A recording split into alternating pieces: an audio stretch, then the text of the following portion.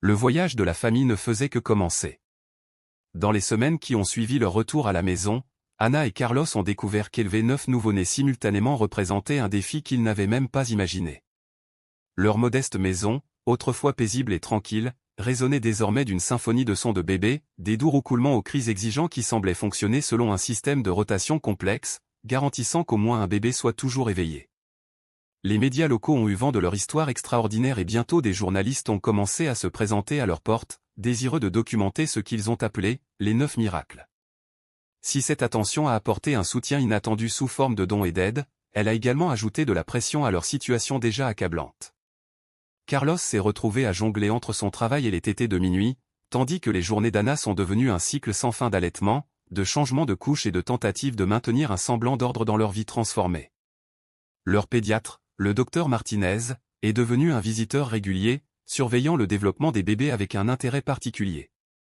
Bien qu'issu d'une naissance multiple, chaque enfant présentait des caractéristiques uniques. Sofia, l'aînée, s'est révélée être la leader naturelle, ses cris déclenchant souvent une réaction en chaîne parmi ses frères et sœurs. Lucas, le plus petit des garçons, compensait sa taille par une impressionnante paire de poumons capable de réveiller toute la famille. Le soutien de la communauté a continué d'évoluer de manière magnifique. Un groupe local de mères a organisé un programme de rotation de bénévoles qui ont aidé aux tâches quotidiennes, permettant à Anna de précieux moments de repos ou de passer du temps individuellement avec chaque bébé. La congrégation de l'église a organisé des livraisons de repas, garantissant aux parents une nourriture nourrissante pendant leurs journées et nuits épuisantes. Cependant, les défis n'étaient pas seulement logistiques. Anna a lutté contre la dépression postpartum, amplifiée par la responsabilité écrasante de s'occuper de 9 nourrissons simultanément. La réalité de la situation, y compris les conséquences émotionnelles de l'annonce de la tumeur qui s'était fait passer pour leur 10e bébé, pesait lourdement sur son cœur. Carlos a remarqué ces difficultés et a travaillé avec leur médecin pour trouver un soutien approprié, notamment un thérapeute spécialisé dans l'aide aux mères de multiples enfants. Leur maison s'est transformée en un centre d'opération soigneusement orchestré. La nurserie, initialement équipée de 3 berceaux, a évolué vers un système sophistiqué avec des tableaux à code couleur pour suivre les horaires d'alimentation, les horaires de prise de médicaments et les étapes de développement individuel. Ils ont appris à distinguer les pleurs de chaque bébé, développant une capacité presque surnaturelle à savoir exactement quel enfant avait besoin d'attention et pourquoi. Le premier examen des bébés a révélé que, malgré leur naissance prématurée, tous les 9 se portaient bien. Chacun a fait preuve d'une résilience remarquable, se renforçant de jour en jour. L'équipe médicale a continué à les surveiller de près, fascinée par leur développement. Des institutions de recherche se sont tournées vers eux, intéressées par l'étude de ce cas rare d'accouchement réussi de non-Epley, mais Anna et Carlos ont soigneusement équilibré les avantages potentiels pour la science médicale avec leur désir de donner à leurs enfants une vie normale. Au fil des mois, leur routine a commencé à trouver son rythme. Les bébés ont commencé à montrer des personnalités distinctes. Maria était la plus paisible, toujours contente d'observer son environnement. Gabriel s'est avéré être le plus actif, se tortillant constamment et essayant d'attraper tout ce qui se trouve. À portée de main, Isabella a montré un amour précoce pour la musique, se calmant immédiatement lorsque des berceuses jouaient. Alexander semblait avoir une capacité étrange à savoir quand ses frères et sœurs étaient contrariés, gazouillant souvent joyeusement jusqu'à ce qu'ils se calment. L'histoire de la famille est devenue une source d'inspiration pour beaucoup, attirant des visiteurs de tout le pays qui voulaient être témoins de ce miracle de première main. Carlos et Anna ont soigneusement géré ces interactions, protégeant le bien-être de leurs enfants tout en reconnaissant l'espoir que leur histoire apportait aux autres. La tumeur qui avait été prise pour le 10e bébé est devenue un sujet d'étude médicale, les chercheurs espérant comprendre comment elle avait pu coexister avec les fœtus en développement sans causer de dommages. Cette anomalie médicale a conduit à l'amélioration des techniques d'échographie pour détecter des cas similaires, transformant leur expérience unique en une contribution précieuse aux soins maternels. Le premier Noël de cette famille de 11 personnes a été à la fois une source de joie et d'épuisement. Le salon a disparu sous une montagne de cadeaux de bienfaiteurs, et les bébés, maintenant capables de s'asseoir et d'attraper des objets brillants, ont créé un chaos délicieux parmi le papier d'emballage. Anna et Carlos ont observé l'émerveillement de leurs enfants, les yeux écarquillés, le cœur rempli malgré leur fatigue. À l'approche de leur premier anniversaire, les préparatifs ont commencé pour une célébration qui honorerait non seulement les enfants, mais toute la communauté qui les avait soutenus. Le parc local a été transformé en un pays des merveilles festifs, avec 9 petits gâteaux disposés en cercle, un pour chaque bébé à détruire à sa manière. Les photos de ce jour-là ont capturé des images qui allaient devenir des trésors de famille, 9 visages recouverts de glaçage, chacun arborant une expression qui reflétait parfaitement leur personnalité. L'équipe médicale qui les avait mis au monde assistait à la célébration, émerveillée par la croissance de leurs petits patients.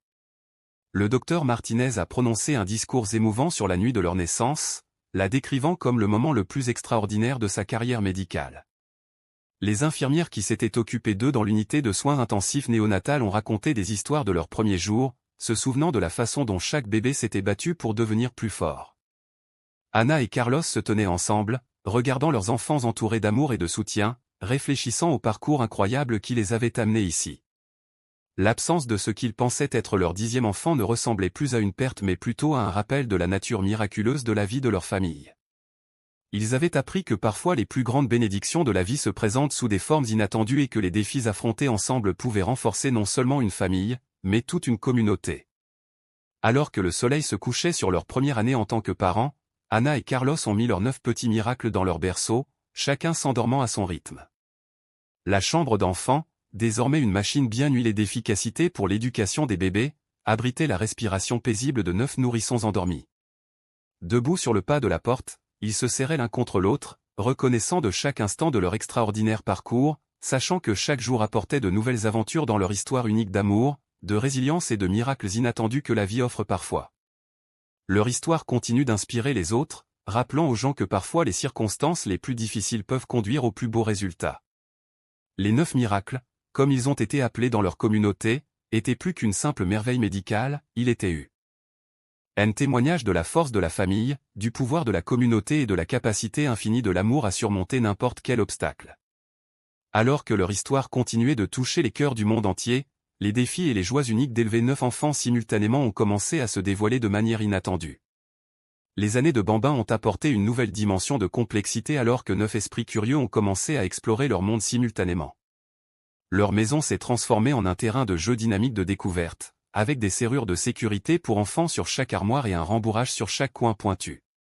Les premiers pas se sont produits comme un effet de cascade, lorsque Maria a fait ses premiers pas chancelant à 14 mois, ses frères et sœurs ont regardé avec fascination. En quelques semaines, tous les 9 essayaient de marcher, transformant leur salon en un défilé de petits explorateurs déterminés.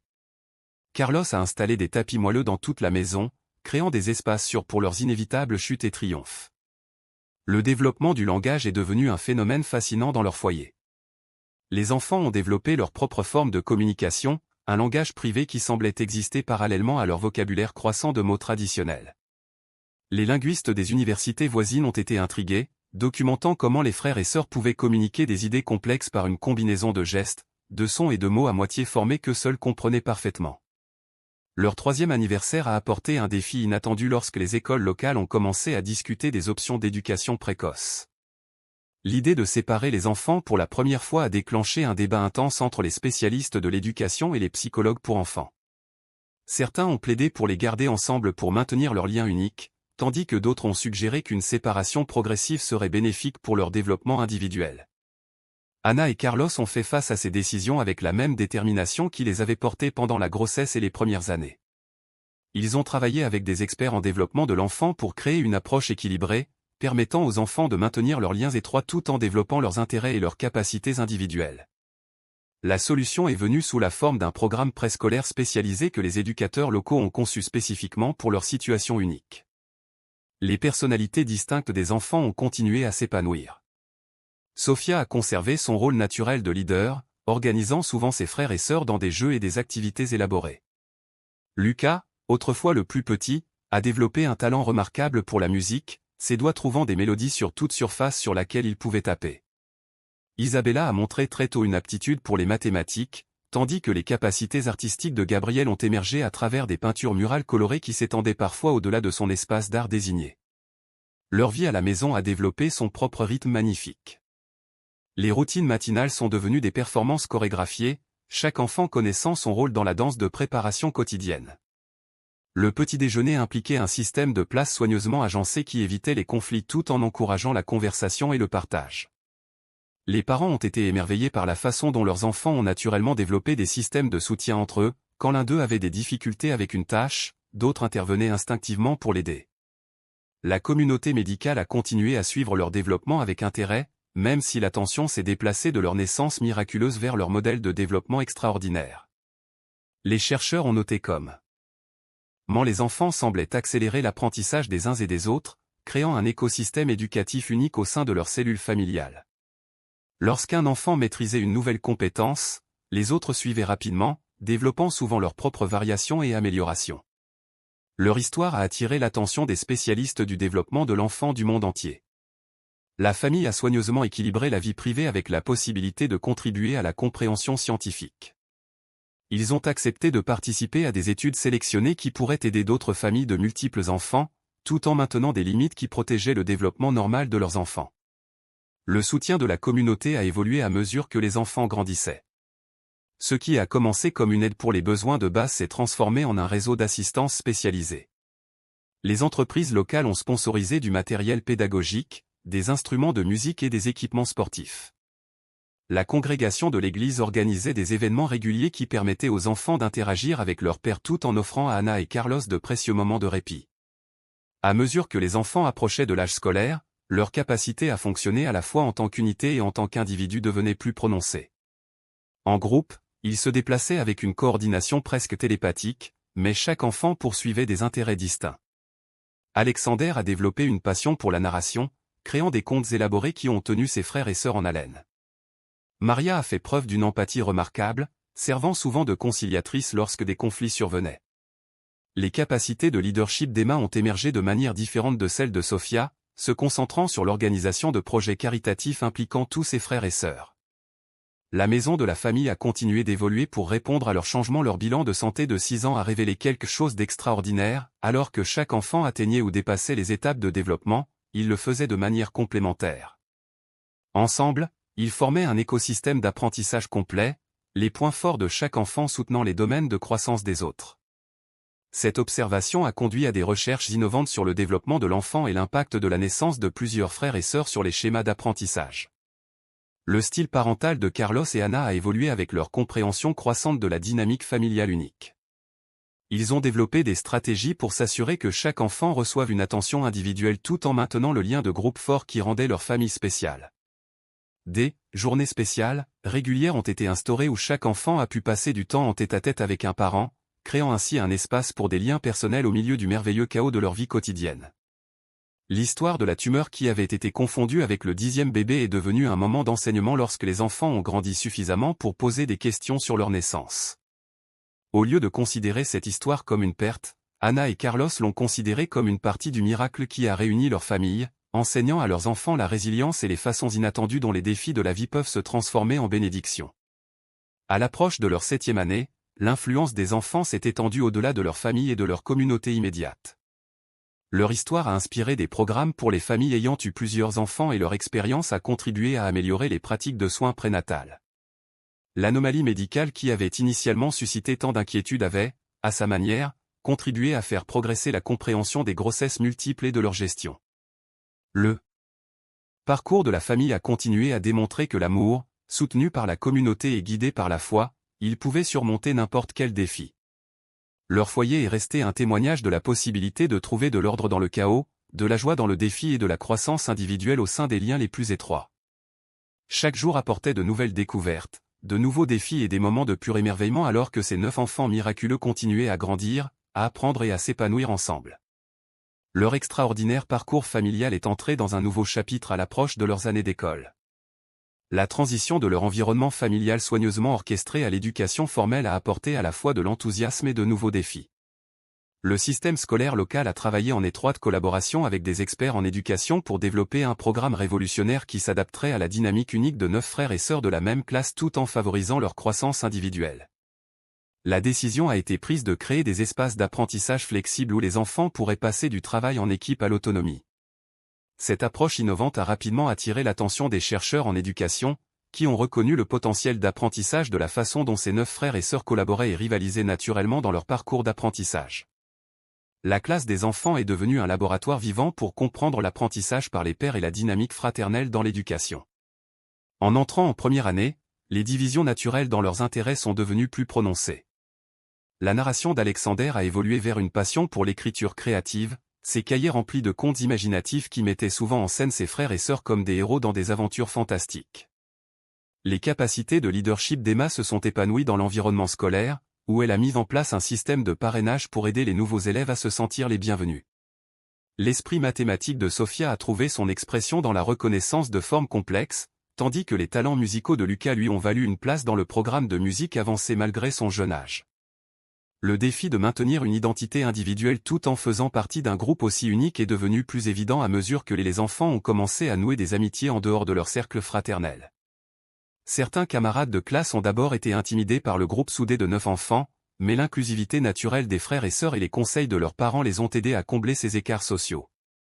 Ils ont appris à équilibrer leurs liens extraordinaires avec le développement d'amitiés individuelles.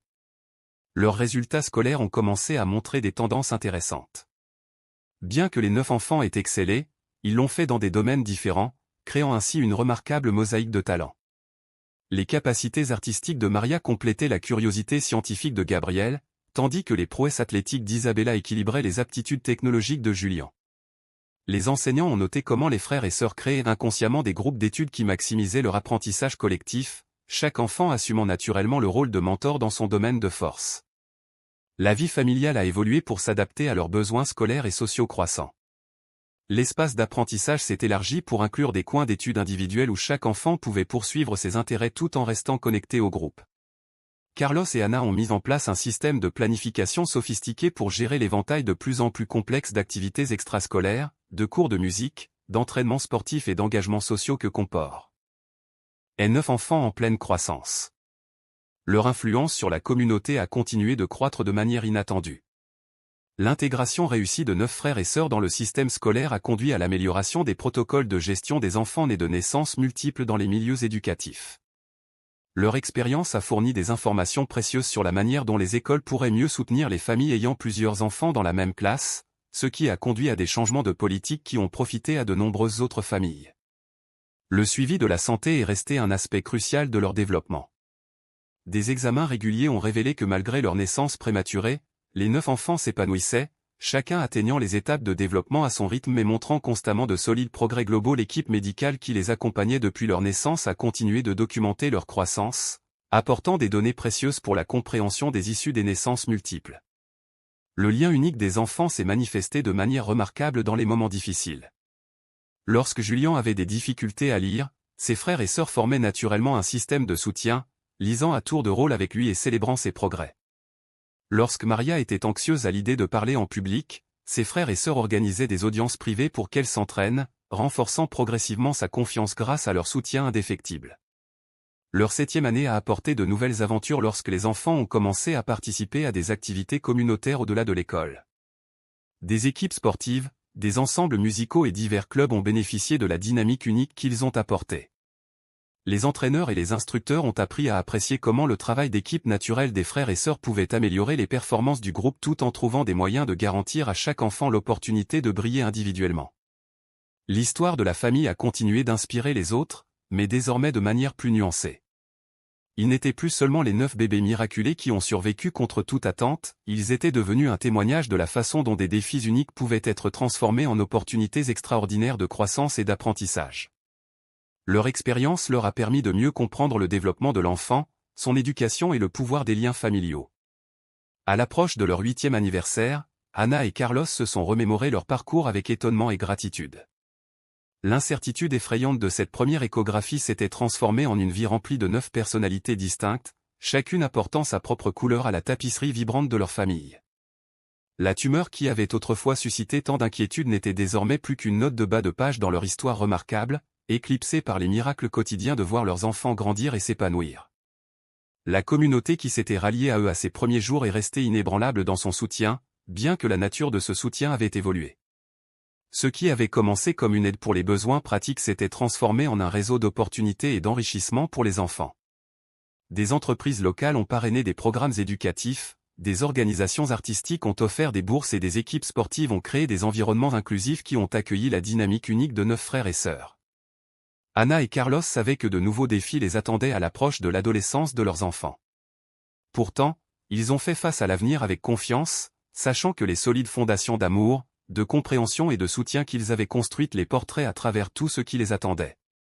Leur famille était devenue la preuve vivante qu'avec la foi, la détermination et le soutien de la communauté, même les circonstances les plus extraordinaires pouvaient devenir une source de joie et d'inspiration. Le voyage vers la préadolescence a apporté de nouvelles dimensions à leur histoire familiale extraordinaire. À l'approche de leur 10e année, les 9 frères et sœurs ont commencé à développer des intérêts individuels plus prononcés tout en maintenant leurs liens remarquables. La maison familiale, autrefois centrée sur la gestion des besoins de base, est devenue un espace dynamique qui a favorisé à la fois l'indépendance et l'unité. Leurs résultats scolaires ont continué d'impressionner les éducateurs et les chercheurs. Chaque enfant a trouvé son propre chemin tout en contribuant au succès de ses frères et sœurs. L'écriture d'Alexander a évolué pour inclure des projets de narration collaborative où chaque frère et sœur a contribué à des personnages et des rebondissements, créant des récits riches qui reflètent leurs perspectives diverses. Le leadership d'Emma s'est étendu au-delà des limites de l'école alors qu'elle organisait des projets de services communautaires qui tiraient parti des forces de chacun de ses frères et sœurs.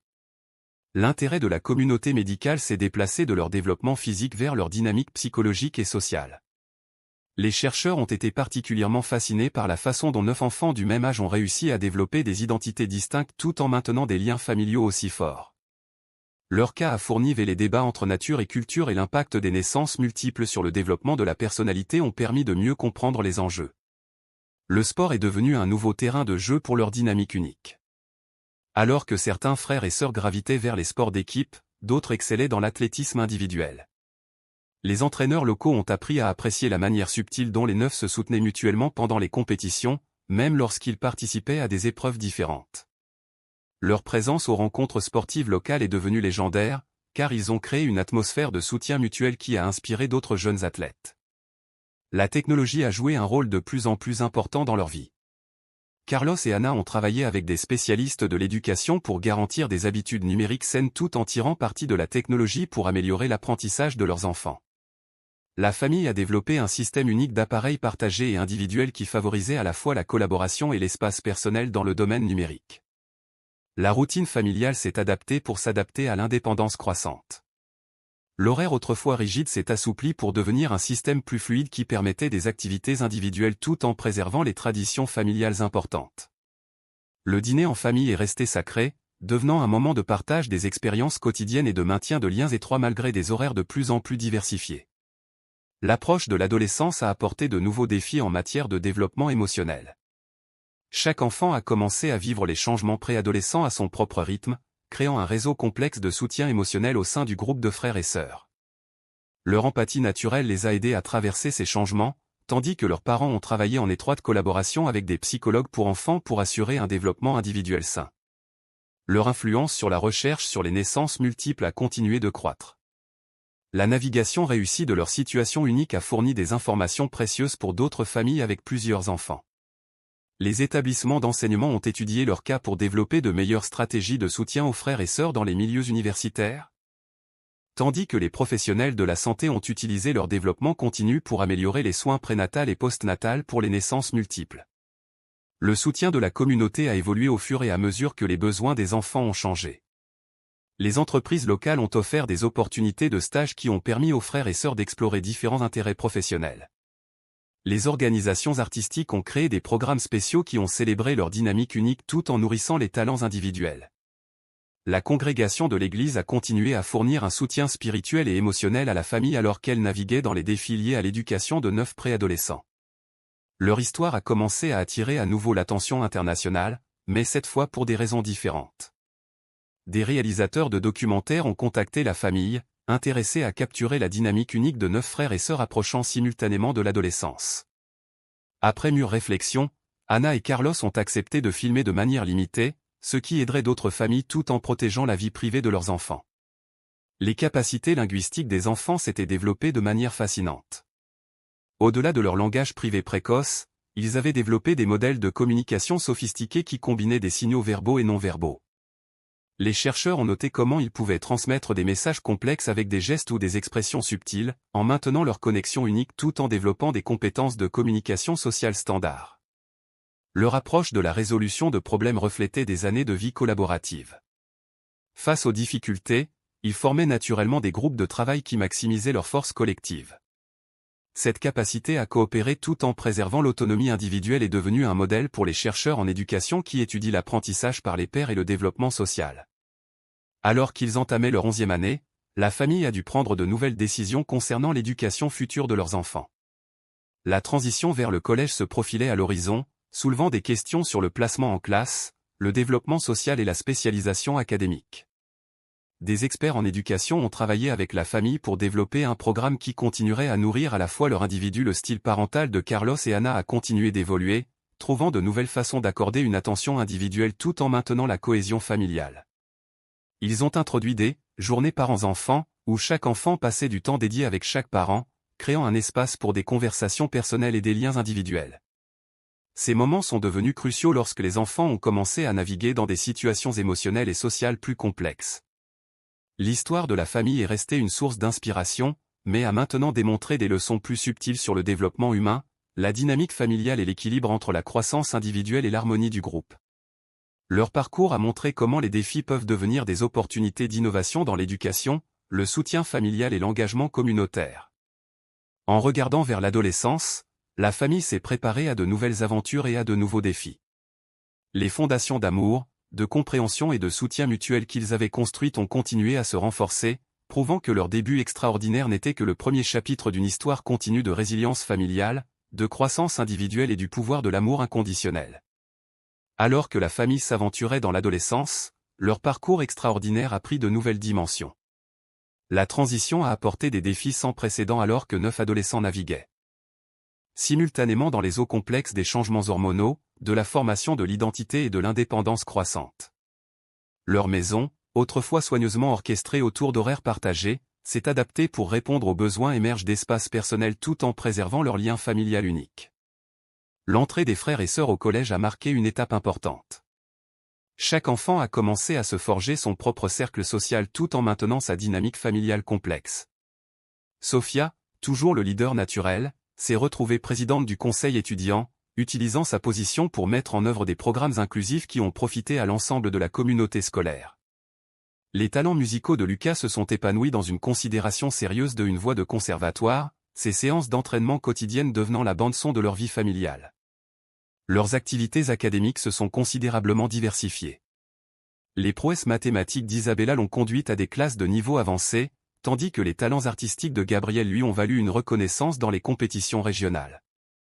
Le système scolaire s'est efforcé d'équilibrer leurs besoins individuels avec des opportunités de collaboration, créant des environnements d'apprentissage innovants qui influenceront plus tard les politiques éducatives à l'échelle nationale. La technologie est devenue à la fois un défi et une opportunité.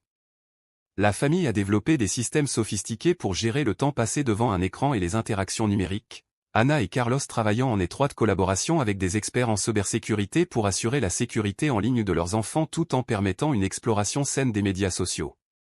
Les frères et sœurs ont créé une plateforme numérique privée pour maintenir leur connexion pendant les journées d'école chargées, partageant leurs réalisations, leurs préoccupations et leurs moments quotidiens qui ont maintenu leur lien fort malgré l'augmentation des activités individuelles. Le sport a continué à jouer un rôle crucial dans leur développement, bien que leurs intérêts aient considérablement divergé. Maria a excellé en gymnastique, tandis qu'Alexander a trouvé sa vocation dans la course de fond. Leur présence aux événements sportifs scolaires est restée notable, car ils ont créé des systèmes de soutien élaborés pour les compétitions de chaque frère et sœur, organisant des sections d'encouragement et des fêtes de célébration qui sont devenues légendaires dans leur communauté. L'intérêt de la communauté médicale a évolué pour se concentrer sur le développement adolescent chez les frères et sœurs issus de naissances multiples. Les chercheurs ont été particulièrement intrigués par la façon dont 9 individus du même âge ont traversé la puberté et la formation de leur identité tout en partageant une telle attention. Leur cas a fourni des informations précieuses sur le développement cérébral des adolescents et l'adaptation sociale dans des structures familiales uniques. Leurs modèles linguistiques ont continué à fasciner les chercheurs. Alors que leur langage privé d'enfance avait évolué vers des formes de communication plus subtiles, ils ont conservé une capacité extraordinaire à comprendre les états émotionnels et les besoins de chacun. Cette intelligence émotionnelle s'est étendue au-delà de leur groupe de frères et sœurs, faisant d'eux des médiateurs naturels et des conseillers entre pairs dans leur environnement scolaire. Le réseau de soutien de la communauté s'est adapté à leurs besoins changeants. Les entreprises locales ont proposé des programmes de stages spécialisés qui ont permis aux frères et sœurs d'explorer divers intérêts professionnels. Les organisations culturelles leur ont donné l'occasion de partager leurs perspectives uniques à travers des projets artistiques, musicaux et d'écriture. Leur communauté religieuse leur a fourni des conseils spirituels et un soutien émotionnel alors qu'ils naviguaient dans les complexités de la foi et de la formation de l'identité des adolescents. Les traditions familiales ont évolué pour s'adapter à leur indépendance croissante tout en maintenant des liens essentiels. Les dîners familiaux hebdomadaires sont devenus des forums de discussion plus approfondis sur les objectifs personnels, les défis et les rêves. Carlos et Anna ont introduit de nouveaux rituels pour célébrer les réalisations individuelles tout en honorant leur parcours collectif, créant un équilibre délicat entre la croissance personnelle et l'unité familiale. Leur influence sur la recherche sur les naissances multiples a continué de s'étendre. La navigation réussie de leur adolescence a fourni des informations précieuses aux familles avec plusieurs adolescents, contribuant à une meilleure compréhension de la formation de l'identité dans des groupes de frères et sœurs très unis. Les établissements d'enseignement ont étudié leur cas pour développer de meilleures stratégies de soutien aux frères et sœurs adolescents dans les milieux scolaires, tandis que les professionnels de la santé ont utilisé leur modèle de développement pour améliorer les protocoles de soins aux adolescents. L'approche de leur 15e anniversaire a suscité des réflexions sur leur parcours extraordinaire. La tumeur qui avait été prise à tort pour un 10e frère était désormais comprise comme faisant partie de leur histoire unique, un rappel des tournants inattendus de la vie et de la force que l'on trouve dans les liens familiaux. Leur maison était devenue un laboratoire vivant du développement des adolescents, où 9 personnalités distinctes s'épanouissent tout en maintenant un lien indéfectible. En prévision du lycée, la famille a dû prendre de nouvelles décisions concernant les parcours scolaires, les activités parascolaires et les projets d'avenir. Chaque frère et sœur a commencé à explorer des chemins de carrière potentiels, leurs intérêts allant de la médecine à la musique, de l'ingénierie aux sciences de l'environnement. Leurs parents ont travaillé avec des conseillers pédagogiques pour s'assurer que chaque enfant avait le soutien nécessaire pour poursuivre ses rêves tout en préservant les bases solides de la famille. Le film documentaire sur leur famille, sorti alors qu'ils entraient dans l'adolescence, a attiré l'attention internationale. Il a présenté non seulement leur histoire de naissance extraordinaire, mais aussi la navigation réussie de l'enfance et du début de l'adolescence. Leur expérience est devenue une source d'espoir et de conseils pour d'autres familles confrontées à des défis parentaux uniques. Leur histoire a continué de démontrer que l'amour, la compréhension et le soutien mutuel pouvaient surmonter n'importe quel obstacle. Alors qu'ils se tenaient au seuil du lycée, 9 individus uniques liés par un début extraordinaire, leur parcours est resté un témoignage de la puissance des liens familiaux et des possibilités infinies qui surgissent lorsque les défis sont relevés avec courage, créativité et amour indéfectible.